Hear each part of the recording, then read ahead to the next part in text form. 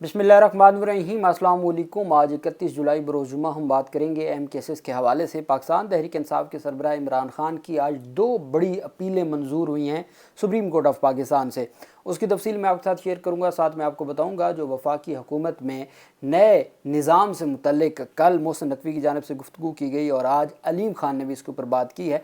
ये नया निज़ाम है क्या, और क्या जिन लोगों ने पहले निज़ाम को तबाह किया है वही नया निज़ाम भी वही चलाना चाहते हैं, और उससे क्या फ़ायदा होगा। बड़ी दिलचस्प तफसीलात मैं आपके साथ शेयर करूंगा।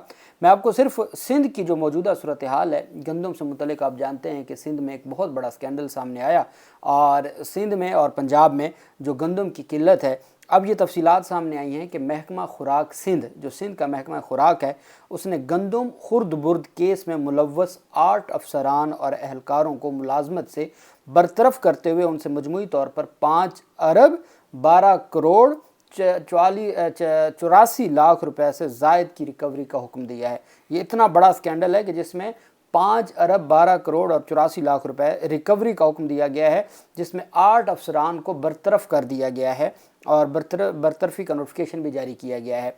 महकमा खुराक के मुताबिक खैरपुर के food inspector Zaheer Abbas sir को मुलाजमत से बरतरफ करते हुए उनसे 2 अरब 8 करोड़ 82 लाख रुपए से ज़ायद की वसूली का हुक्म दिया है। एक फूड इंस्पेक्टर से 2 अरब 8 करोड़ की रिकवरी का हुक्म हुआ है। सांगड़ के फूड इंस्पेक्टर मोहम्मद अब्बास मेमन को बरतरफ किया गया, उससे 1 अरब 5 करोड़ 56 लाख रुपए से ज़ायद की रकम वाजिबुल अदा करार दी गई है। इसी तरह शिकारपुर के फूड सुपरवाइज़र हैं मोहम्मद मिठल मगसी, उनको मुलाजमत से बरतरफ करते हुए उनसे 84 करोड़ 91 लाख रुपए से ज़ायद की रिकवरी का हुक्म दिया गया है। जबकि दादू के फूड सुपरवाइज़र मोहम्मद हसन दिल को भी बरतरफ करके उनसे 70 करोड़ 4 लाख रुपए से ज़ायद की वसूली की गई है। महकमा खुराक ने food inspector Imran Ali Magsi, food supervisor Qurban Ali Magsi, Mohammad Munawwar अराई और ग़ुलाम मुस्तफ़ा मीरानी को भी मुलाजमत से बरतरफ कर दिया। हुकाम के मुताबिक गंदम खुर्द-बुर्द में मुलव्वस अफसरान के खिलाफ कार्रवाई की जा रही है और सरकारी ख़जाने को पहुँचने वाले नुकसान की वसूली के लिए कानूनी अमल भी आगे बढ़ाया जाएगा। अब मुझे बताएं, जिस मुल्क में और जिस सूबे में एक फूड इंस्पेक्टर लेवल का बंदा 2 अरब रुपए से ज़ायद की खुर्द बुर्द, तो वो हो जो इसका रिकवरी का ऑर्डर हो जाए। रिकवरी उसी की होती है ना जो साबित हो जाए। तो अंदाज़ा लगाएं कि वो कितने अरब पहले खा चुके हैं, किस किस को खिला चुके हैं, बड़े अफसरान को वो क्या कुछ दे चुके हैं। अरबों रुपए तो अगर एक फूड इंस्पेक्टर से रिकवर करवाए जा रहे हैं, तो आप अंदाज़ा लगाएं हमारे मुल्क का निज़ाम कहाँ खड़ा है, कैसे माफिया के मुंह में इस निज़ाम ने हमें डाल दिया है, जिसके बारे में कल मोहसिन नकवी ने बड़ी लंबी चौड़ी तकरीर की। कल एक इकनॉमिक समिट था, उसमें तकरीर करने वाले कौन थे? एक तरफ हमारे एहसन भून साहब, और वो भी जो है वो अप्रिशिएट करते हैं, वो कहते हैं जी कि हमारे जो वज़ीर आज़म शहबाज शरीफ हैं, हमारे जो फील्ड मार्शल हैं, और कहते हैं सबसे अहम मोहसिन नकवी बहुत अहम आदमी है जिसने मुल्क की फलाह बहबूद के लिए बड़ा अक़दाम उठाए। ये एहसन भून की जानिब से गुफ्तगू की गई। उसके बाद मोहसिन नकवी ने गुफ्तगू की और मोहसिन नकवी की जानिब से कहा गया कि जी ये निज़ाम डिलीवर नहीं कर सकता, आप माने या ना माने, ये निज़ाम डिलीवर नहीं कर सकता। ये वो मोहसिन नकवी कह रहा है जिसने क्रिकेट बोर्ड का, पाकिस्तान क्रिकेट बोर्ड का निज़ाम तबाह किया। 1 साल सबसे बड़े सूबे का वो वज़ीर आला रहा निगरान, और फिर वो 3 साल से एक बड़े ओहदे पर है, और वो ओहदा है आपके वज़ारत दाखिला का बतौर वज़ीर दाखिला, और फिर वज़ारत ख़ारजा के भी इख्तियार उसके पास हैं, वज़ीर आज़म के इख्तियारात भी उसके पास हैं। 4 साल मुल्क को तबाही के धाने पे खड़ा किया गया। इमरान खान कहते थे 2022 में कि ये आपसे निज़ाम नहीं चलेगा, हमने मुश्किल से निज़ाम को खड़ा किया था। शरह नमू जो है वो 6% से ज़ायद चली गई थी। आपने अदम एतमाद लेके आज सब पता चल गया ना, मौलाना से लेके सारे लोग ये गवाही दे चुके कि इमरान खान को हटाने के लिए हमें ऊपर से कहा गया। फिर उसके बाद आपने इंतखाबात ना करवाए, इंतखाबात ना करवाने के बाद आपने उससे अगला काम क्या किया कि आपने 8 फरवरी को मैंडेट चुरा लिया, और मैंडेट जिनका बनता था उनको नहीं दिया, जिनको आवाम ने वोट दिया उनको आपने ज़िद में अपनी जेलों में डाल दिया। अब आप कहते हैं 4 साल के बाद तबाही उतार दी आपने। कहाँ 43 अरब जो है वो डॉलर से हमारा कर्ज़ा जो है वो चला गया 78 अरब से ज़ायद, और कोई उसमें पूछने वाला नहीं है आपसे, और कोई आपसे ये नहीं कह सकता कि भाई 4 साल आपने इस निज़ाम को तबाह किया और अब आप समझते हैं जी कि निज़ाम तब्दील होना चाहिए। अब क्यों निज़ाम तब्दील होने की क्या ज़रूरत, क्या पेश आ गई, ऐसी क्या परेशानी आपको लाहक हुई है और मैंने इसके ऊपर ट्वीट किया कल। मैंने कहा कि आप 4 साल तक, मैंने कहा कि बड़ी मेहनत के साथ आप एक सिस्टम को तबाह करते हैं, बड़ी मेहनत के साथ, और आप उसके बेनिफिशरी भी रहे हैं। अब आप उसके ऊपर हमें लेक्चर्स भी दे रहे हैं कि जी ये जो सिस्टम था ये ख़राब था और ये सिस्टम डिलीवर नहीं कर रहा था। अब आप हमें उसके ऊपर लेक्चर भी देते हैं, और आगे चल के आप जो अगला सिस्टम बनेगा ना, जिस सिस्टम की बात की जा रही है, उस सिस्टम में भी फिर यही लोग होंगे ना। अब मोहसिन नकवी ये तो नहीं कह रहा कि जी इस सिस्टम के साथ साथ हम भी नाकाम हो गए, तो अब जो भी होगा देखी जाएगी। अब हम नहीं उस सिस्टम का हिस्सा होंगे, यानी जो 4 सालों से सिस्टम के करता धरता हैं वो इस सिस्टम का हिस्सा नहीं होंगे। भाई सिस्टम आप तब्दील करना चाहते हैं, बंदे आप वही आपके पास हैं, वही आप चलाना चाहते हैं। अब एक तरफ जो है अलीम खान बात कर रहे, एक तरफ मोहसिन नकवी, और पहले पीपल्स पार्टी और नून लीग की लड़ाई तो थी, लेकिन अब जो मोहसिन नकवी ने कह दिया, इसका मतलब है कि अब ये जो पार्टी है ना ये यहाँ ख़त्म होने वाली है, और आपको एक नई ट्रक की बत्ती है जिसके पीछे कौम को लगाने की भरपूर कोशिश की जा रही है। उसमें ये भी बातें सामने आ रही हैं कि सदारती निज़ाम मुल्क में लाने की भी कोई कोशिश की जा रही है। पहले भी ताहजात तो मिल चुका है, तो सदारती निज़ाम भी आ जाए, फिर ताहजात कोई सदर भी बन जाए, और इसी तरीके से ये सिलसिला जारी रहेगा। अब मोहसिन नकवी की गुफ्तगू के बाद अलीम खान की जानिब से कोई गुफ्तगू की गई। अलीम खान की गुफ्तगू के जवाब में अलीम खान कहते हैं, ये अलीम खान ने आज बात की है, कहते हैं जी वफाकी, अब आप याद रखिएगा कि पंजाब का वंडर बॉय कौन है? अलीम खान है।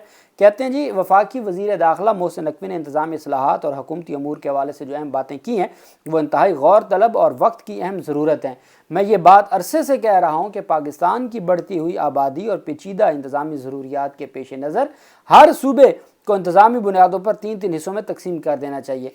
अब वक्त आ गया है कि मौजूदा चारों सूबों पंजाब, सिंध, खैबर पख्तूनख्वा और बलूचिस्तान को नॉर्थ, सेंट्रल और साउथ के नाम से 3-3 सूबों इंतज़ामी यूनिट्स में तकसीम किया जाए। इस तरह किसी भी सूबे का नाम तब्दील करने की ज़रूरत पेश नहीं आएगी।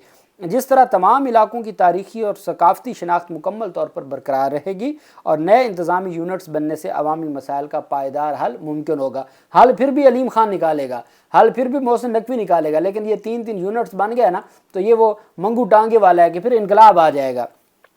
फिर कहते हैं कि इस वक्त शहरियों को अपने छोटे छोटे सरकारी और कानूनी कामों के लिए सैकड़ों किलोमीटर लंबा, थका देने वाला और ख्वार जो है वो करने वाला सफ़र करके सूबाई दारुल हुकूमत तक जाना पड़ता है।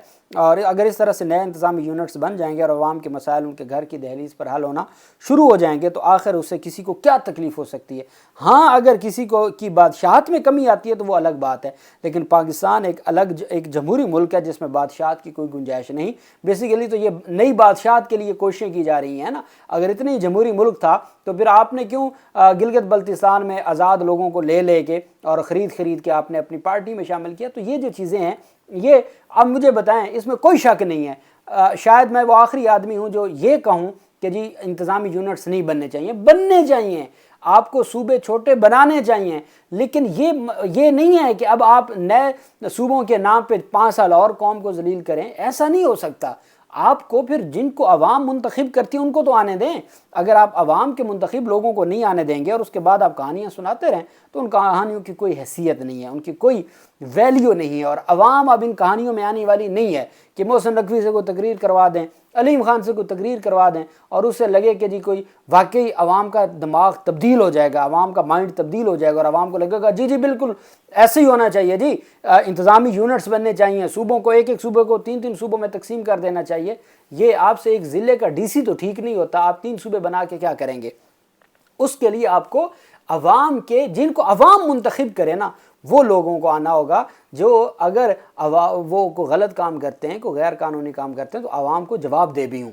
आप तो जवाब दे ही नहीं है। आप तो कहते हैं जी कि एक SHO की मार है, ये हो गया वो हो गया। आपने क्या किया?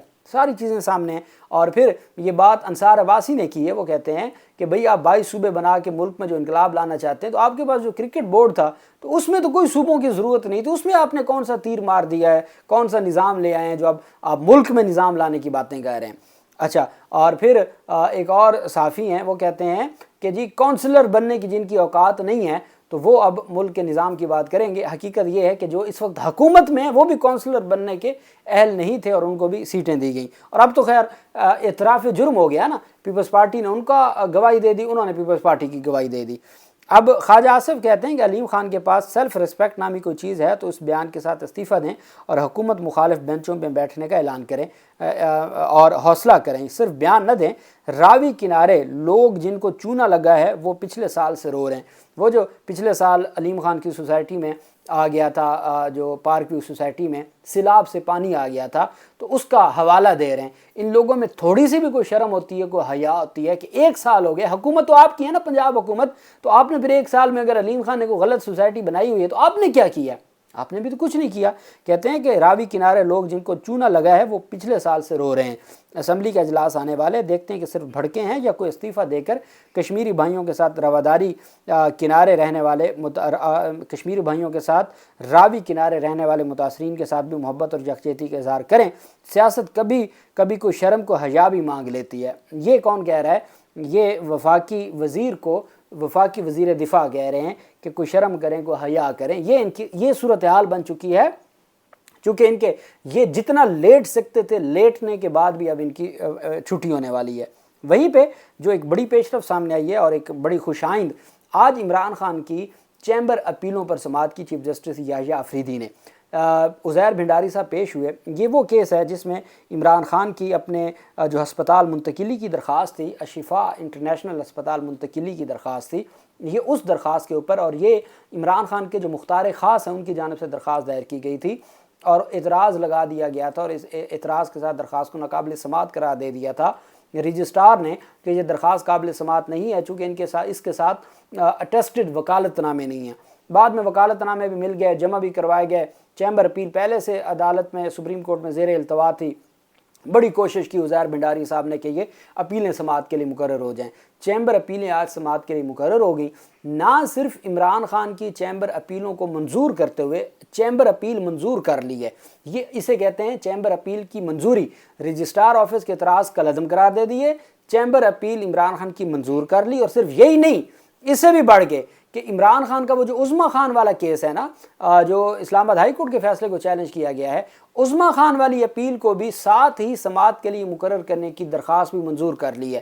ایک تو عمران خان کی اشفا اسپتال منتقلی کی درخواست پر چیمبر اپیل منظور کر لی، درخواست کو نمبر لگانے کا حکم دے دیا، رجسٹرار آفس کے اعتراضات کا لازم قرار دے دیا، اور رجسٹرار آفس کو کیس کو سماعت کے لیے مقرر کرنے کا حکم دیا۔ وہیں پہ ساتھ یہ بھی حکم دیا کہ جو عظمیٰ خان کی، عمران خان کی بہن عظمیٰ خان کی اپیل ہے، اس کے ساتھ اس کو بھی اٹیچ کر کے اس درخواست کو بھی، اپیل کو بھی سماعت کے لیے مقرر کرنے کی استدعا اور درخواست منظور کر لی، اور دونوں کیسوں کو سماعت کے لیے مقرر کرنے کا بھی حکم دے دیا۔ یہ آج اس کے اوپر یہ بھی کہا جا رہا ہے کہ 5 اگست سے 4-5 دن پہلے اس طرح کا کوئی ریلیف عمران خان کو ملنا، تو کیا یہ کوئی نئی ٹرک کی بتی ہے؟ لیکن جو بھی ہے، ایک دفعہ یہ معاملات بہتر ہونے چاہیے، اور اللہ کرے کہ انصاف ملنا چاہیے۔ اللہ پاک پاکستان کا حامی و ناصر ہو۔ بہت شکریہ۔ اللہ حافظ۔ پاکستان زندہ باد۔